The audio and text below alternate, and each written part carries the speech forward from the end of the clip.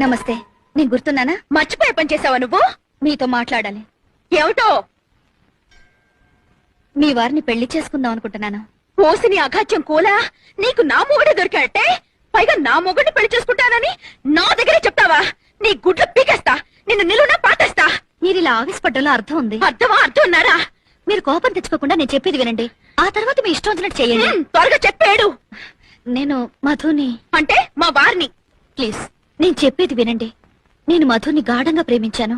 పెళ్లి కూడా చేసుకోవాలనుకుంటున్నాను. అనుకుంటావు. ఎందుకు అనుకో? కాస్త శాంతంగా వినండి. మధుని పెళ్లి చేసుకోకపోతే నేను చచ్చిపోతాను. ఆ పంచాయి తల్లి పేడ విరగడైపోతుంది. మీరు నన్ను మాట్లాడనివ్వడం లేదు. చెప్పు. డబ్బుందన్న అహంకారంతో కాదు, మధు మీద నా మమకారంతో చెప్తున్నాను. మధుయే కాదు, మీరు పిల్లలు కూడా సుఖంగా ఉండాలి.